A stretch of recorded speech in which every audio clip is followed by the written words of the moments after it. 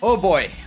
It is tough being a Chainsaw Man fan today. Devil Hunters, as you can see here, I don't even have the public safety attire on because I'm a little frustrated with what happened in this chapter. Or should I just actually say a whole fantastic nothing burger? Now, we can talk about the chapter in a little bit, but last week I aired out some of my grievances with the whole Prison Break arc. It was indestructible, but because this is a Fujimoto story, I guess the past or excuse I'll give is that, well, this is a quirky story, and at the end of the day, I guess there really shouldn't be that many stakes involved. But then when you compare it to part 1, people would heavily disagree with that sentiment, correct? So when we come back to this chapter, we shouldn't really expect that when something happens from the conclusion of one chapter for the setup of the newest chapter, like Katana Man fighting the Horseman of the Apocalypse or Quan Chi fighting Katana Man and the Horseman of the Apocalypse, there's always things that kind of deviate from that to get something else. So what happens here? Yoru and Katana Man was ready to battle Denji. Denji grabs Yoru's arm and says, I'm not transforming into Chainsaw Man until we figure out where Nayuta is. So we cut forward to the remains of Denji's apartment, and through that we see people just kind of living their normal day-to-day life, and even showing one of the fake Chainsaw Man on the floor like nothing has happened, which is crazy considering what we know is around the corner. The Nostradamus prophecy, the Death Devil coming, etc. And while we do see some tender moments and just a highlight of Asa and Denji's relationship even flourished in this chapter, which I can appreciate, at the end of it all, this leads to what I'm seemingly going to predict is Asa pleasing Denji to go eat some sushi, because once Denji has some sushi, he may be more comfortable to talk or turn into Chainsaw Man to fight Yoru and Katana Man, and then we'll get one step closer to where we need to be. But what's frustrating as I say all that is that, okay, so now this is another side quest to ultimately get us one step closer towards the narrative, and I feel like even when we go to this restaurant in chapter 165, that's not really going to matter because we're going to be deviated with another side quest. So what do I mean by all that? It's like when you play an RPG game or any open world game and you have to go from point A to point B. But to go from point A to point B, somewhere along the way, you get caught up in this side mission where you're like, hey, if you want to battle this big monster, you're going to need a shield. Great. How do I acquire this shield? Well, you're going to have to fetch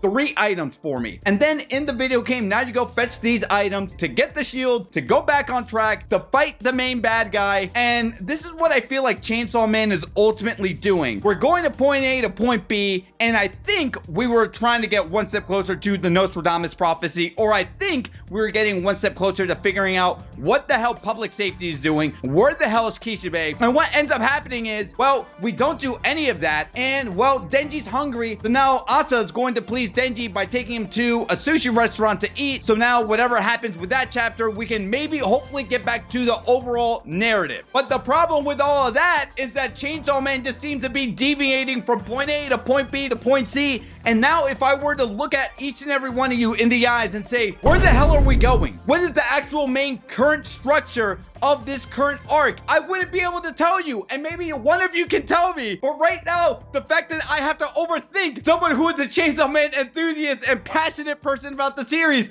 I'm a little frustrated. Oh my god, this was not the chapter review any of you were expecting, believe me neither. But it's tough being a Chainsaw Man fan, and especially when you compare it to part 1. You know, one of the critiques a lot of people had about part 1 is that post Katana Man arc, it went too fast, right? You go to Bomb Girl arc, you go to International Assassins, you go to the Gun Devil, the Control Devil arc. But you know, even if all those chapters and all those arcs accelerated way too fast to the end point, at least one thing was certain.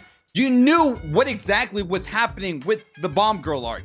You knew exactly what was happening in the International Assassins arc. So when you compare that to part 2, it seems like, okay, well, I think I know where we're going with the Chainsaw Man Church arc. But then when you get a chapter like 164, it's like, actually, I don't know what we're doing currently. And by the way, the Nostradamus prophecy seems like something important is supposed to happen, but we haven't focused on that point in a very long time. After the Falling Devil arc happened, and there was news talking about the gravitational shift from the aftermath of the falling devil herself and how that could have been the precursor for the end of the world. And well, we know that the death devil is coming. Why isn't any of that being brought up again? And it seems like for the first time after everything leading up to Asa's character and Denji's relationship with her and the falling devil arc, it seemed like, okay, now we're gonna go somewhere with Chainsaw Man Part 2. And it was very fun to be a fan after the falling devil arc. But then when we cut forward to what's happening in Chainsaw Man chapter 164, and it doesn't help that Golden Week is next week, meaning that every mangaka is gonna take a break. What's chapter 165 going to get me excited about? It's a side story to a side mission to ultimately maybe get us one step closer to the actual main mission, which is the Nostradamus prophecy, maybe the whereabouts of public safety. But like at this point, I don't know. Yes, there's good things I can actually go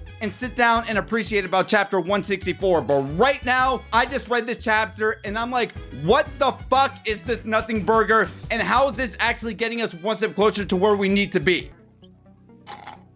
Okay.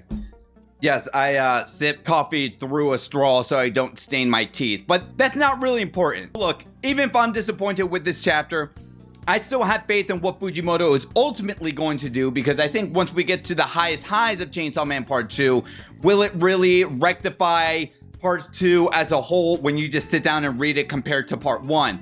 That is yet to be determined. Either way, it's going to be a very good talking point and analytical study to break down. I wish I could have been more optimistic, but this is actually, I think, the first chapter where I looked at it and I said, I don't fucking care. But hey, if you want to hear me complain more about chapter 164, you're going to want to join me for the live discussion, which you can go ahead and click right here. Take care.